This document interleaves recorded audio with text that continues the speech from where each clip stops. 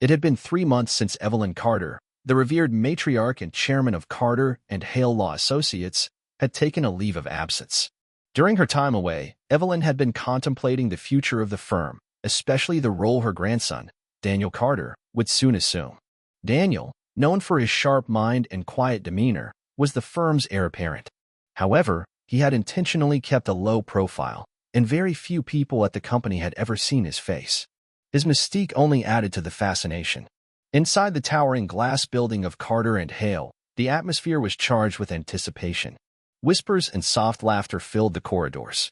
Rumors of Daniel's return had ignited excitement among the staff. "I heard he's incredibly handsome," one junior associate murmured, her voice tinged with awe. "And ridiculously wealthy," another chimed in, her eyes gleaming with intrigue. "Can you imagine being the one who catches his eye? He's the most eligible bachelor in the city." Unbeknownst to them all, Daniel had already arrived, but not as they expected. Dressed in plain slacks, a button-down shirt, and carrying an old leather messenger bag, he blended seamlessly among the interns. Evelyn had orchestrated the disguise. Instead of returning as the celebrated chairman, she too entered the building undercover, dressed as a humble janitor with a faded uniform and a watch that looked more like a thrift store relic than a family heirloom. She had one mission: to understand the culture of the firm from the inside and to find someone worthy of her grandson's heart. The first-floor ladies' lounge was abuzz with chatter when Evelyn walked past with her cleaning cart. A group of stylishly dressed employees sneered at her appearance. "Who let her in?" one of them asked, wrinkling her nose. "That watch is a joke," another added with a laugh. "Trying to act like she's rich with that fake thing?" Their comments were loud, sharp, and meant to humiliate.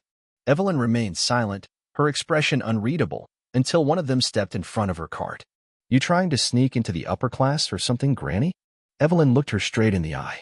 "It's just an old watch. Why does it bother you?" That didn't sit well. One of them gave her a light shove, causing Evelyn to stumble back slightly. Just then, a voice rang out, firm, calm, but cutting through the room like a blade. "That's enough." All eyes turned. Standing confidently was a young associate named Ava Monroe. Sharp-featured and poised, Ava exuded quiet authority. "She's just doing her job," Ava said coolly. "Don't you have better things to do than bully someone?" The women exchanged glances, but one couldn't help a final jab. "Look who's talking. Didn't your boyfriend dump you for being too nosy?" Ava didn't flinch. "I left him. I don't keep liars around, and I certainly don't tolerate cowards. It's called self-respect. You should try it." With that, the group dispersed, their egos wounded. Ava turned to Evelyn, her voice soft now. "Are you okay, ma'am?" "I am now," Evelyn replied with a warm smile. "Thank you, dear." Later that day, Evelyn approached Ava at her desk. "May I speak with you?" "Of course," Ava said, gesturing to a chair across from her. "I heard those girls talking earlier," Evelyn began, "and I couldn't help but notice you're single. Would you marry my grandson?" Ava blinked. What?" Evelyn chuckled softly. "My grandson is brilliant, kind, and very private. I want him to find someone who loves him for who he is, not for his bank account." Ava laughed politely. "I appreciate the offer, but I've been through enough heartbreak. I'm focused on my career now." Evelyn's eyes softened. "You're too young to speak like that." "Not young enough to avoid betrayal," Ava sighed. "My last boyfriend, he worked here. Cheated on me. In this building." Evelyn's expression darkened. "I raised my grandson myself after he lost his parents. He would never do that." Ava smiled gently. "That's nice to hear. Maybe someday." As if on cue, the office door opened and a man walked in. Tall, unassuming, but handsome in a clean, understated way. His smile was warm, and he radiated quiet confidence. "Grandma," he said. Evelyn's face lit up. "Daniel, darling." Ava's heart skipped a beat. This was the grandson? "This is Daniel," Evelyn said proudly. "He's our new intern." Ava shook his hand. "Welcome to Carter and Hale." Daniel smiled. "Thank you. I'm excited to be here."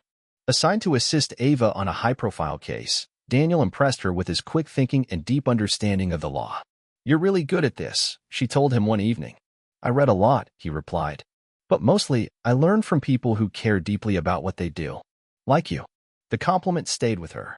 Meanwhile, Evelyn watched their budding friendship from a distance, smiling to herself.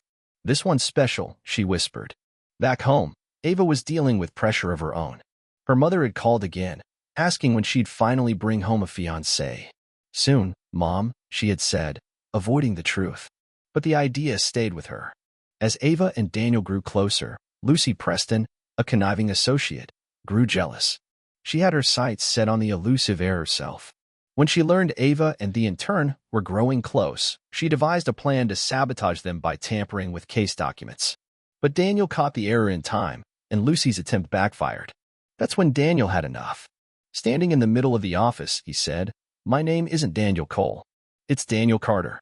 I'm the CEO of this firm." Laughter rippled through the office. Lucy was the first to scoff. "Yeah, right? Next you'll say you're royalty." Even Ava pulled him aside, whispering urgently, "What are you doing? You could get sued." But Daniel was serious. Later that evening, he made a call to his assistant, Max. "Come to the office tomorrow. Pretend to be me. Let's see how they react." The next day, Max arrived sharply dressed, introduced himself as Daniel Carter, and watched the staff, including Lucy, grovel. Ava, meanwhile, stayed focused. Her integrity and work ethic shone through. Evelyn had seen enough. She feigned a heart episode, convincing both Ava and Daniel to rush to her side.